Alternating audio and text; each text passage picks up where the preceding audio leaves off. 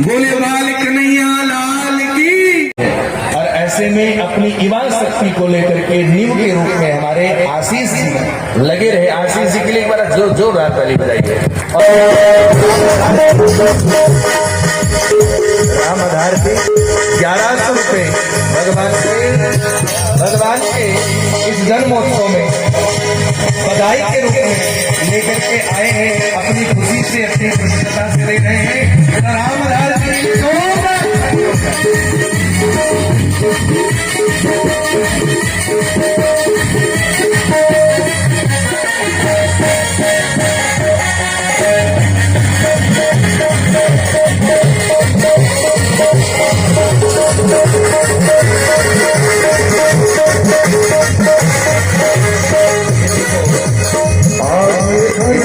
मैया लाई है 50 रुपया। बधाई हो ए माई, बधाई हो, बधाई हो। आप लोगों को भी बधाई हो। चार पापाचार बढ़ने लगा तो ऐसे में भगवान ने अपने एक भक्त को उसी के घर में भेज दिया प्रहलाद के रूप में। और प्रहलाद के रूप में प्रहलाद बड़े सुंदर थे, बचपन से बड़े नटखट थे। प्रहलाद को जब उसने देखा, प्रहलाद जी 4 भाई हैं, 4 भाई हैं प्रहलाद जी को जब देखा पहली बार तो तुरंत उठा लिया गोद में और कहा बेटा आज पहली बार प्रहलाद जी गुरुकुल से पढ़ करके हिरण्याकश्यप की गोद में आए हैं। कहा बेटा बताओ जो तुमने पढ़ा है, जो तुमको सबसे प्रिय लगा वो मुझे सुनाओ। जो तुमको प्रत्यक्ष कथ्यताम वत्स मन्यते साधु यद भव, जो तुमको सबसे अच्छा लगा वो मुझे सुनाओ। तो प्रहलाद जी कहते हैं पिताजी इस संसार में तत्साधु मन्ये सुरवर्य देहिना यदा समुद्रग्न धिया सद्ग्रहा हित्वात्मकातम गृहमन्धकूपम वनं गतो युद्धरिमाश्रये।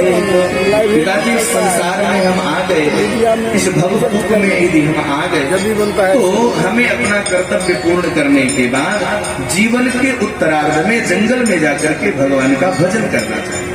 ऐसा प्रहलाद जी ने जब कहा तो हिरण्याकश्यप ने कहा बेटा ये तुमको किसने पढ़ा दिया? फिर सोचने लगा चलो किसी ने कुछ सिखा दिया होगा, अभी बच्चा है। और संडा मर्ग की ओर देखा, कहा महाराज कोई बात नहीं, अभी बालक है और शिक्षा मिलेगी, सब ठीक हो जाएगा, आप चिंता न करें। क्योंकि शत्रु का नाम ले रहे हैं परीक्षित जी, भगवान का भजन करो। आत्मन कुल भेद करा देना, हे अदालतात्मा तुमने ऐसा दुस्साहस कैसे किया, हमारे विरोध में जाने का दुस्साहस किया? तुम्हें पता है इसका दंड मृत्यु दंड है। आज मैं तुम्हें अपने हाथों से मृत्यु दंड दूंगा। किसके बल पर इतना ही कर रहा है? प्रहलाद जी ने कहा पिताजी जो इस संपूर्ण संसार के संपूर्ण चराचर के स्वामी हैं, जिनके बल से सभी बलवान हैं, जिन्होंने आपको बलवान बनाया ब्रह्मा, उनको भी जो बल देता है मैं उसके बल पर इतना बोल रहा हूँ। वही तो सारे संसार के नियंता है, सारे संसार के संचालक है। ऐसा प्रहलाद जी ने पिताजी से हिरण्यकश्यप से कहा। तो हिरण्यकश्यप ने कहा, पाशव, हमारा परमात्मा कहाँ, मुझे दिखाओ। प्रहलाद जी ने कहा, पिताजी परमात्मा तो मेरा सर्वत्र है, कण कण में है, जर्रे जर्रे में है, बस उसे देखने के लिए आंख होनी चाहिए। और आंख तो आपके पास भी है, लेकिन आपके आंखों पर जो ये काम, क्रोध, मद, मोह का पर्दा पड़ा है, इस कारण से मेरा परमात्मा आपको नहीं दिखता। पाशव यदि स सर्वत्र कस्मात् स्तंभे न दृश्यते, यदि सर्वत्र है तो इस पर, इस खंबे में क्यों नहीं दिखाई पड़ता, इस खंबे में भी दिखना चाहिए। जब ऐसा कहा तो प्रहलाद जी ने कहा, इस खंबे में भी मेरा परमात्मा है। श्री सुखदेव भगवान कहते हैं, स्तंभम तत्ताड़िता बलः, बड़े क्रोध पूर्वक स्तंभ पर अपने मुक्की से प्रहार किया। हाथ में तलवार रखी है, लेकिन मुक्के से प्रहार किया। और जैसे ही मुक्के से प्रहार किया तो खंभा चरचरा करके टूटने लगा। और उसे पता तो चल गया कि खंभे के भीतर कोई है। गुड़गुड़ाहट की आवाज आई और थोड़ी देर में खंभा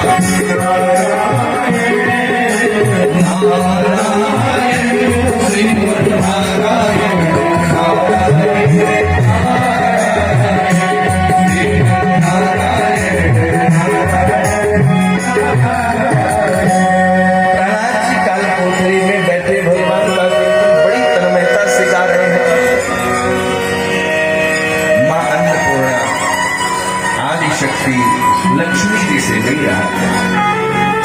लक्ष्मी जी सूक्ष्म रूप धारण करके उस काल कोठरी में पहुंच गई।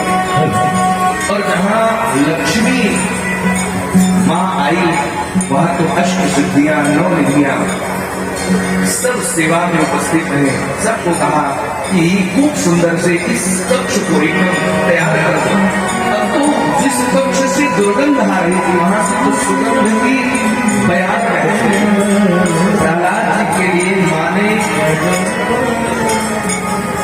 माने प्रहलाद जी के लिए 56 प्रकार के व्यंजन बनाए, अपनी गोद में बिठाया और कहा, बेटा खाओ। ये भगवान के नाम का लेने का प्रभाव है, भगवान के भक्ति का ये प्रभाव है। हम चिंता क्यों करें? शत्रु के टीम का, शत्रु के मंडली का कोई व्यक्ति चुपके से आता है और इसको उल्टी सीधी बातें सिखा जाता है। महाराज, मैंने कुछ नहीं सिखाया है।